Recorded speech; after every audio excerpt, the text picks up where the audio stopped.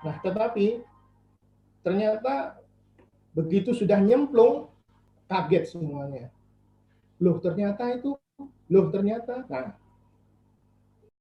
ya cepat apa namanya mendapat tanggapan dari saya gitu ya. Nah, rata-rata memang semua akhirnya kaget gitu kan. Mereka kan nggak pernah menyadari bahwa beginilah proses sebuah naskah masuk sampai akhirnya nanti dicetak jadi buku. Ini saya bercermin dari, saya kebetulan pernah kerja di Mizan, meskipun bukan di penerbit, tetapi teman-teman saya di penerbit Mizan itu kan selalu berinteraksi dengan saya di bagian penjualan. Jadi saya sedikit-sedikit tahu, terus berinteraksi dengan Mbak Nini yang akhir-akhir ini kan juga cukup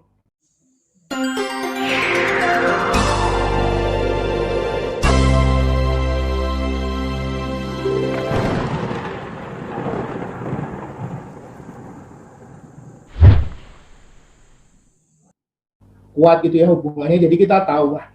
Pokoknya saya sudah bermimpi sama Mbak Wida sama Mbak ini, pokoknya kita akan buat sebaik mungkin, sebagus mungkin untuk versinya Askia lah seperti itu. Nah, jadi itu aja sih tujuan awalnya. Tetapi ya seperti yang di awal-awal teman-teman tahu gitu, itu susah banget ngumpulin naskahnya. Ini pentigraf itu apa gitu kan juga belum ada. Makanya saya coba sarikan dari bukunya Pak Kengsu. Siap teman yang masuk menjadi member di Pentigraf, semua dapat. Kebetulan Mbak Neni juga sudah punya kisi-kisi Pentigraf dan contoh judulnya selalu saya sertakan. Terus saya tambah dari bukunya Pak Kengsu supaya teman-teman memahami. 1, 2, 3, 4, 5 ada beberapa teman yang hanya membaca kisi-kisi itu sudah paham dan bisa langsung, oh pentigraf itu seperti ini sambil proses berjalan seperti itu. Nah, tetapi ternyata begitu sudah nyemplung, kaget semuanya. Loh ternyata itu, loh ternyata. Nah, saya cuma mau berbagi sedikit saja. Sebenarnya kan pentigraf ini bukan barang baru ya. Jadi kalau menurut Pak Tengsu Cahyono itu, beliau sudah menulis ini tahun 80-an. Sebenarnya pentigraf ini itu bagian dari flash fiction atau fiksi mini. Ya, kalau flash fiction ya kita ada di lapak sebelah ya, kan sekarang ada flash fiction juga. Nah, cuma kemarin tuh harusnya kalau mau ikutin runtutannya, harusnya flash fiction dulu baru pentigraf supaya nggak kaget gitu. Nah, sekarang kan bareng pentigraf jilid 3 sama flash fiction jilid 2 ini. Jadi disamakan. Nah, sebenarnya pentigraf itu juga seperti flash fiction gitu ya. Kalau di flash fiction yang sekarang ini kita mensyaratkan jumlah katanya 350 kata. Tetapi nggak ada aturan paragrafnya 3, alinenya 3, nggak, silahkan aja, bebas aja. Dialog mau berapapun silahkan, dibebaskan saja. Tema juga bebas saja semacam itu. Nah, kalau di pentigraf memang dari awal, begitu kisi-kisi sudah saya berikan, Mbak Wida berikan, begitu masuk langsung kasih kisi-kisi. Begitu masuk kasih semuanya. Kita sepakat bahwa pentigraf kita cerpen 3 paragraf, 210 kata, 1 dialog atau 1 kalimat langsung. Itu aja dulu yang dipegang. Terus ada satu lagi, bahwa nanti ending cerita itu harus penuh dengan kejutan, nggak terduga. Nah, itu ternyata dari banyak naskah yang masuk itu, proses kenapa saya tidak mau naskah itu masuk mepet gitu loh. Karena apa? Karena one by one, masing-masing satu persatu itu saya komentari gitu loh. Kita berproses semua gitu. Entah saya japri, entah saya lewat grup, tapi banyak saya japri gitu ya. Jadi, oh salahnya di sini gitu ya. Menurut versi saya, oh salahnya seperti ini, pembetulannya seperti ini. Teman-teman bisa melihat dari hasil buku di pentigraf ini, itu ada 143 naskah pentigraf dari 45 peserta. Saya sama Mbak Wida sama Mbak Neni mensyaratkan bahwa masing-masing peserta yang ikut di pentigraf si Gondrong ini masing-masing boleh setor naskah maksimal 4. Tetapi teman-teman yang merasa sudah, oh kok enak ya, aku boleh nambah nggak? Nah, ternyata itu banyak. Ya gitu, saya bilang, nah begitu sudah mulai satu orang mulai nulisnya lebih dari 4, itu sudah banyak itu. Tapi saya sudah janji pokoknya, saya akan pilih, jadi tidak semuanya masuk. Jadi nanti naskah yang sudah masuk dan menjadi cadangan ini bisa ditransfer nanti ke jilid 3. Itu waktu saya cerita sama Mbak ini, Mbak, saya sudah hampir bendera putih gitu ya, ini sudah mau akhir bulan kok orangnya masih sedikit. Begitu kita sudah mau close, benar betul-betul close di akhir bulan sebelum Lebaran itu, berudul masuk, cereng masuk, dan langsung kirim semua. Entah dibaca tidak kisi-kisinya, atau langsung kirim, pokoknya kirim dulu. Pikirnya seperti biasa, kirim dulu. Nah, disitulah akhirnya terjadi pergolakan. Ya. Jadi proses-proses itu ketahuan gitu. Nah, yang saya tangkap selama ini, selama mendampingi teman-teman semua itu, mindset kita untuk belajar pentigraf itu tuh belum dilepaskan. Kita ini kan selama di Askia ya, ataupun di grup lain itu kita selalu nulisnya panjang. Cerpen 5, 6, 7 halaman, atau mungkin yang sudah punya buku solo sudah cerita panjang. Begitu mereka nulis pentigraf, dikasih batasan, kaget. Akhirnya, ya seperti yang teman-teman bisa tahu, kalau teman-teman, saya nggak bisa buka naskah asli dari teman-teman ya, tetapi hanya ada 3 paragraf, tapi paragraf pertama itu ceritanya pada suatu hari saya gini, jadi lambrah gitu loh. Padahal pentigraf itu kan butuhnya tek tek tek tek gitu. Dan itu yang ternyata banyak dari teman-teman yang belum menyadari. Jadi selama kita belum meletakkan kebiasaan kita menulis panjang itu, ya susah, pasti akan susah seperti itu. Dan itu dialami oleh teman-teman, dan saya tidak share itu di grup karena saya pikir itu biar konsumsi teman yang menulis dengan saya aja. Jadi ini kurangnya seperti ini, kurangnya. Banyak yang naskahnya itu saya bolak-balik terus. Intinya adalah bahwa naskah yang masuk itu kita bahas bersama, kurangnya apa? Dibalikan lagi kepada penulisnya. Ikuti lagi, kirim ke saya lagi, dibalikin lagi. Ada yang cuma sampai 2-3 kali sudah kibar bendera putih, nyerah, minta tolong paragrafnya di okein, apa di-wow-kan atau dikejutkan. Nah, itu kan yang pusing kepala saya kan kalau begitu.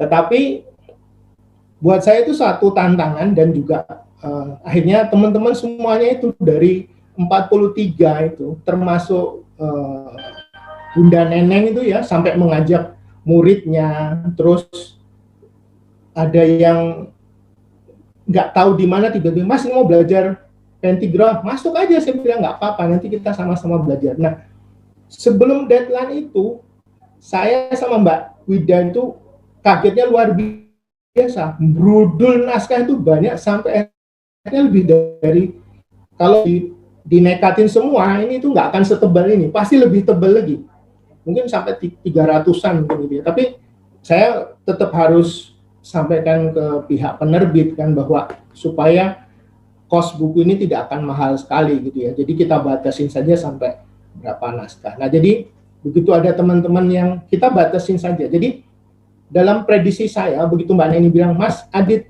kalau bisa ada 25 peserta yang ikut pentigraf, nggak apa-apa. Kalau masing-masing orang nulis 4 kan berarti sudah 100 naskah gitu ya.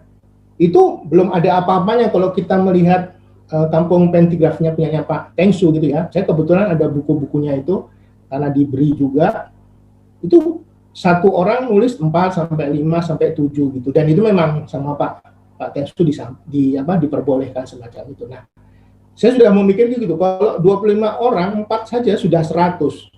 Tiba-tiba mau closing, sudah kita mau tutup nih, brudul banyak banget, sekali kirim jebret banyak. Nah, ini kan saya harus betul-betul satu-satu ini harus diajak omong nih, seperti ini ada nih. Ada beberapa teman yang begitu dapat kisi-kisi pentigraf itu, langsung ngerti, oh maksudnya begini. Jadi satu kali kirim, balikin lagi, kirim sudah selesai gitu. Sudah memenuhi target 210 kata, 3 paragraf, 1 dialog atau 1 kalimat langsung, dan ada endingnya. Jadi saya sebenarnya sederhana saja. Pada saat naskah saya terima, saya cuma melihat ini ada kejutannya enggak gitu. Kalau nggak ada kejutannya langsung saya pulangkan aja. Buat dulu kejutannya, saya bilang gitu.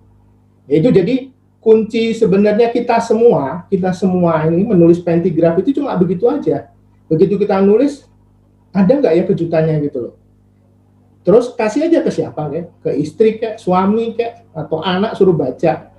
Dia terkejut atau enggak. Nah, kayak seperti tadi pagi saya kasih tulisan pentigraf, itu kan iseng doang, pagi-pagi banget, cuma mengingatkan teman-teman untuk nanti sore jam 4 kita mau nulis mau kumpul di pentigraf. Saya tulis judulnya ternyata gitu kan, bawa namanya Mbak Avita, bawa itu terinspirasinya ya dari Mbak Heni di Pontianak itu. Dia mau lembur, manajernya ini ya, itu akhirnya jadi ceritanya.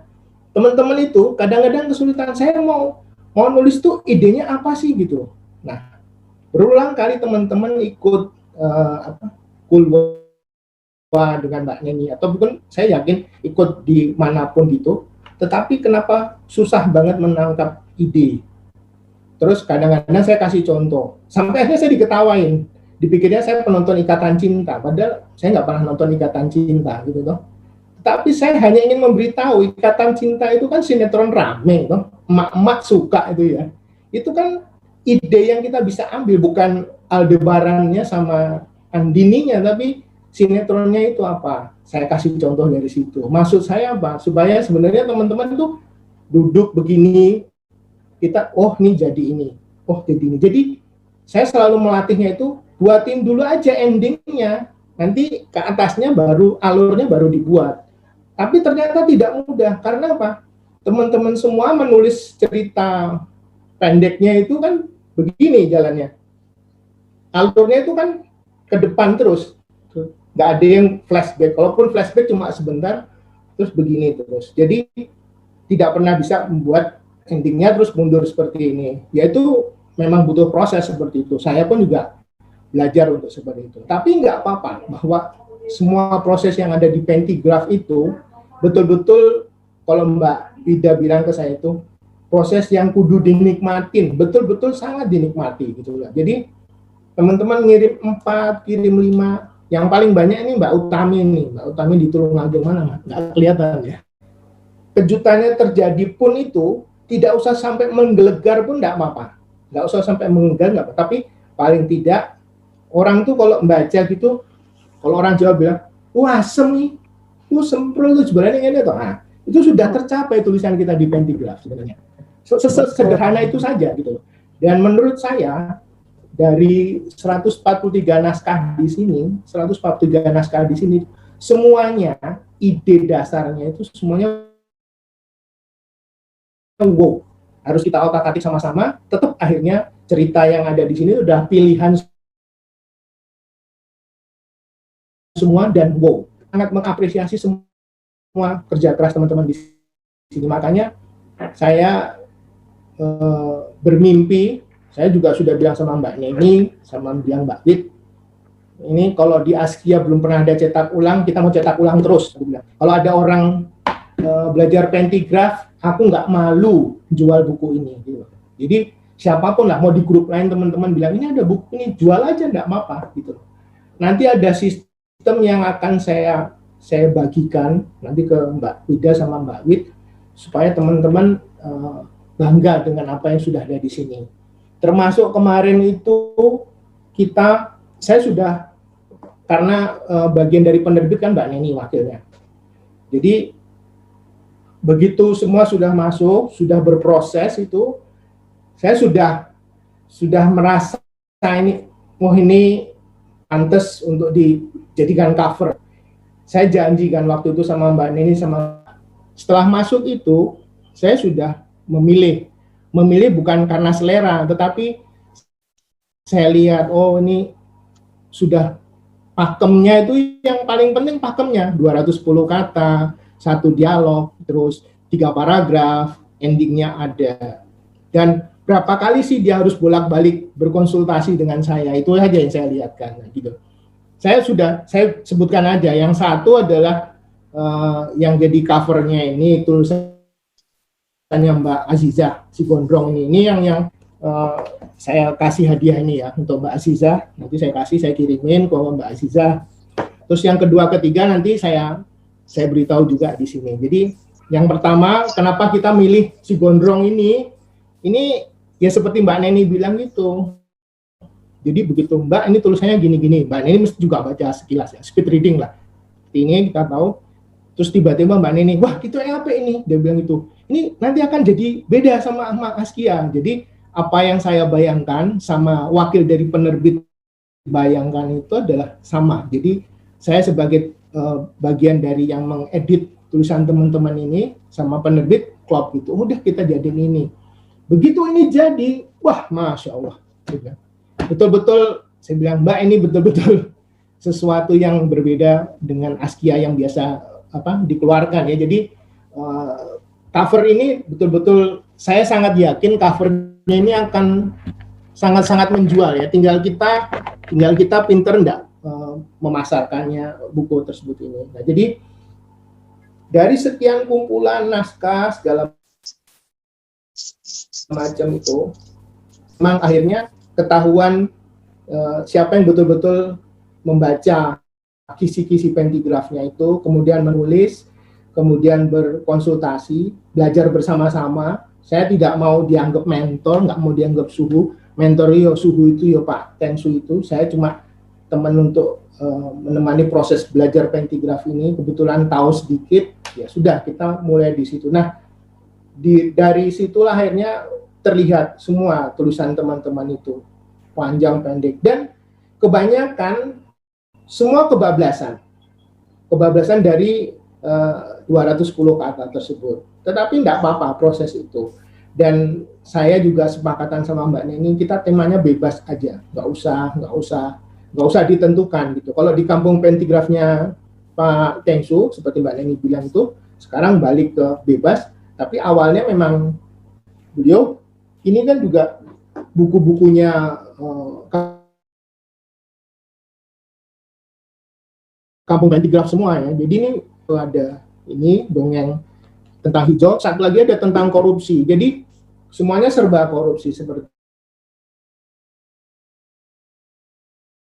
pada saat diapresiasi beliau memberi endorse itu, saya sudah semakin semangat gitu ya, bahwa ini buku akan jadi luar biasa buat kita. Jadi pada saat kemarin teman-temannya sudah gabung tapi tidak mau mengirimkan itu, ya rugi saya bilang gitu. Karena buat saya sebagai teman menulis di pentigraf ini, setiap saya buka ada endorse-nya Pak Tengsu itu, menurut saya luar biasa ya. Jadi saya ingin semua teman-teman juga bangga bahwa meskipun hanya menulis seperti ini diterbitkan, tetapi diapresiasi sama si yang punya pentigrafnya itu, jadi Pak Tengsu itu. Nah, itu betul luar biasa.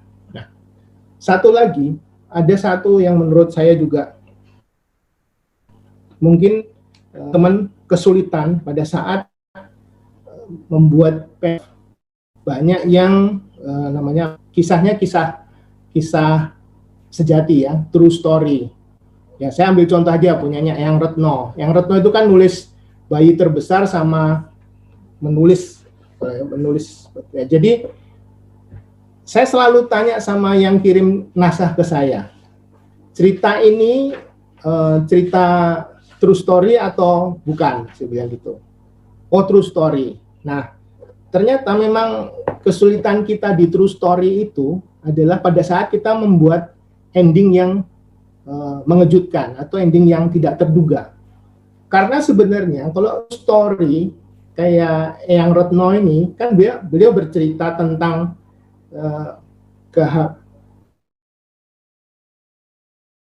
menikah, terhamil, setelah hamil melahirkan, ternyata setelah lahir bayinya besar. Kalau menurut saya itu flat cerita itu, ya begitu aja orang hidup itu, menikah, terus hamil, mengandung, melahirkan. Dah, seperti itu aja.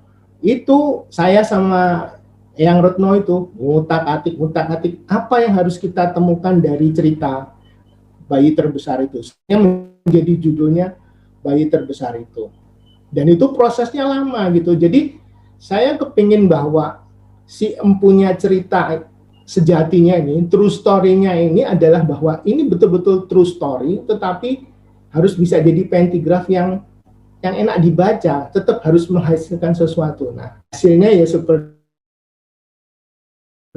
yang teman-teman baca karyanya yang Retno, bayi terbesar itu. Bahkan menurut cerita beliau, itu dikado untuk anaknya yang ulang tahun kemarin itu ya cerita anaknya itu gitu. Nah, terus ada juga lagi yang ada beberapa yang cerita true story juga. True story itu mungkin punyanya Mbak Ayuni ya, yang orkes barisan malam itu kan cerita asal muasalnya bukan orkes barisan malam, tapi kalau nggak salah drum band. Jadi Mbak Ayuni, teman-teman yang pernah besar dan hidup di Jogja itu pasti pernah merasakan drum band tapi yang bunyinya malam-malam. Jadi mistis lah gitu ya. Nah, gitu. Jadi kalau yang pernah tinggal di Jogja lama itu, nah itu yang diangkat dari Mbak Ayuni bahwa saya mendengar itu. Nah, klop gitu, Mbak Ayuni cerita seperti itu. Saya karena tinggal di Jogja pernah merasakan seperti itu. Nah, tetapi pada saat mau membuat endingnya ini kan endingnya biasa, dalam artian bahwa ya kita semua mendengar ya begitu aja. Nah, ini harus dibuat jadi apa supaya endingnya itu jadi agak mengejutkan, atau kalau pembaca takut oh seperti itu. Nah, hasil akhirnya ya seperti yang teman-teman baca di buku Pentigraf Si Gondrong tersebut. Jadi yang dilihat seperti itu. Terus yang ketiga itu Si Gondrong sendiri. Si Gondrong itu mungkin ada serempet-serempet benernya, ada tidaknya, tapi bahwa sebuah pentigraf itu kan sebenarnya karya sastra juga. Karya sastra itu kan kadang sifatnya fiksi.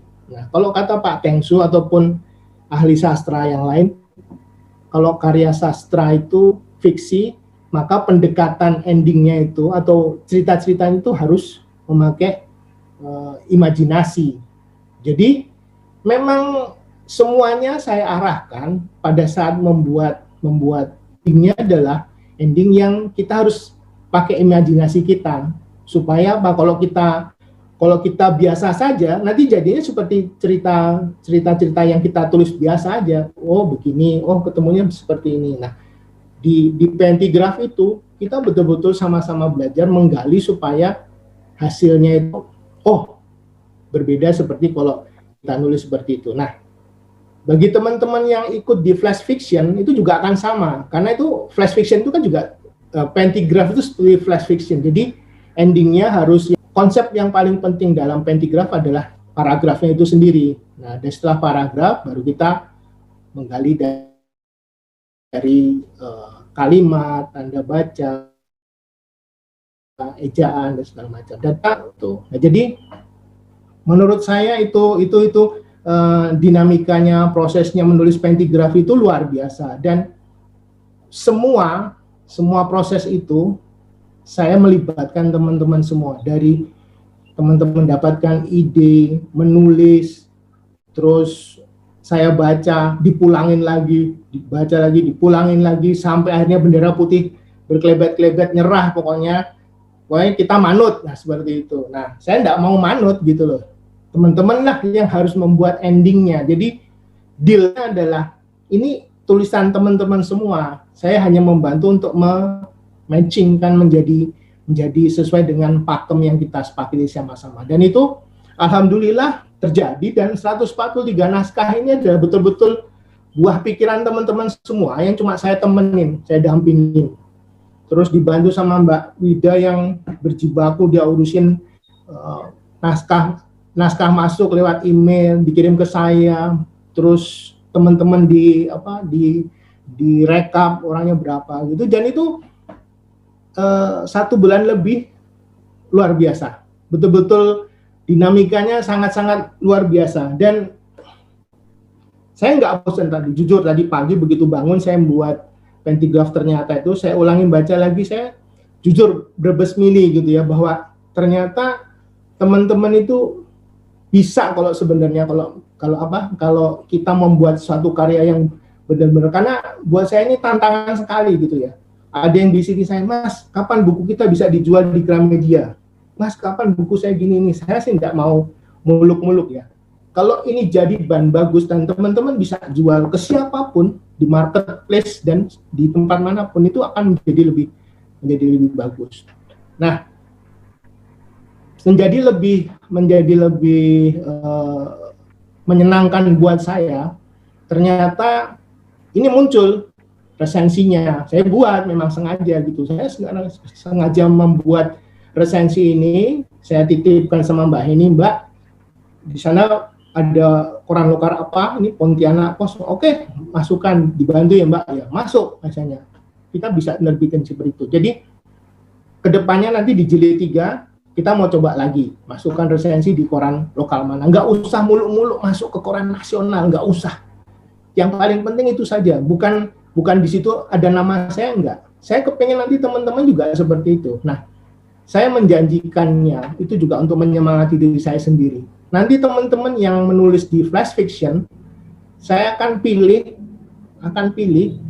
dan saya akan bantu masukin ke koran lokal. Entah karena saya di Jogja ada grupnya Kedaulatan Rakyat, ada teman ada di Jawa Timur, apa kita masukkan. Jadi nggak usah dikasih hadiah apapun, tapi tulisan teman-teman itu yang dikirim itu kita proseskan sama-sama, belajar sama-sama. Hasilnya bagus, dalam buku yang bagus, hadiahnya adalah bisa terbit di koran lokal. Itu janji saya. Apapun caranya akan saya coba. Nanti makanya saya semangati dari sekarang, silahkan kirim sebanyak-banyaknya. Mohon maaf kalau nanti akhirnya Flash Fiction-nya akan kita seleksi. Saya umumkan saja bahwa yang menerima buku pentigraf teorinya Pak Tengsu ini Mbak Aziza, yang tulisannya si Gondrong, jadi cover dari buku ini. Selamat, Mbak Aziza. Mana sih Mbak Aziza, berdiri dong. Mana Mbak Aziza? Aziza, mana nih? Nah, pergi ya. Jadi kenapa saya pilih? Ya, Mana nggak ada. Begitu saya rembukan sama Mbak Nini dan naskah ini, cover ini ditampilkan, ya sudah. Jadi kita pilih untuk saya memilih bahwa tulisannya Mbak Ziza si Gondrong sebagai menerima bukunya Pak Tengsu Meneroka Pentigraf ini. Kemudian yang kedua yang saya pilih adalah tulisannya Mbak Nita. Mbak Nita ada nggak ya? Mbak Nita Nainggolan. Mana Mbak Nita? Nah, berdiri dong Mbak Nita. Mana Mbak Nita? Mbak Nita. Oh enggak, itu dari jualan, jualan. Nggak ada. Iya. Lagi nganterin ini pesanan. Selamat ya. Jadi kenapa saya memilih tulisannya Mbak Nita? Mbak Nita itu dia nulis 4 pentigraf. Dia kebut semuanya karena sehari-hari ini kan Mbak Nita itu sibuk dagang gitu ya. Terus dia kirim ke saya. Tapi sempat ngomong gitu, Mas Adit temanya bebas ya. Saya punya cerita seperti ini. Nah, menurut saya ceritanya Mbak Nita ini lain daripada yang lain. Jadi kenapa yang saya pilih punyanya Mbak Nita adalah judulnya Layanan Istimewa. Ini kan cerita-cerita yang agak-agak hot ya sebenarnya. Ini kalau dijadikan cerita pendek, ini akan menjadi cerita agak-agak khusus dewasa lah seperti itu. Karena ada. Nah, jadi menurut saya baca dari 143 naskah ini, tema yang diusung sama Mbak Nita ini lain daripada yang lain. Di samping itu, yang kedua, Mbak Nita tidak terlalu banyak revisi. Jadi dia kirim, saya baca, saya balikin sekali, terus semuanya sudah selesai, semuanya persis kurang dari 210 kata. Nanti teman-teman bisa lihat judulnya layanan istimewa.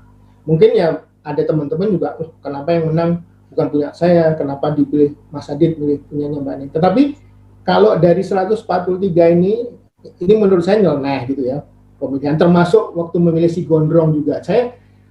Saya keluar dari jalur kebiasaannya Askia yang lembut-lembut tadi. Saya itu, ini si Gondrong bertato, terus ternyata ujung-ujungnya rajin sholat kan gitu ya, bertato, sangar orangnya, tapi ternyata dia sholatnya rajin. Nah, sama seperti cerita yang layanan istimewa punyanya Mbak Nita. Nanti Mbak Nita dapat ini, nanti saya kabari ke Mbak Nita atau Mbak Ida. Judulnya dongeng, ini masih dari grupnya Pak Tengsu juga. Terus yang satu laron-laron kota. Saya milih tulisannya si Mbak Nurul. Mbak Nurul ini nulis tentang teori varian baru ya saya. Dan itu menurut saya pentigraf paling pendek.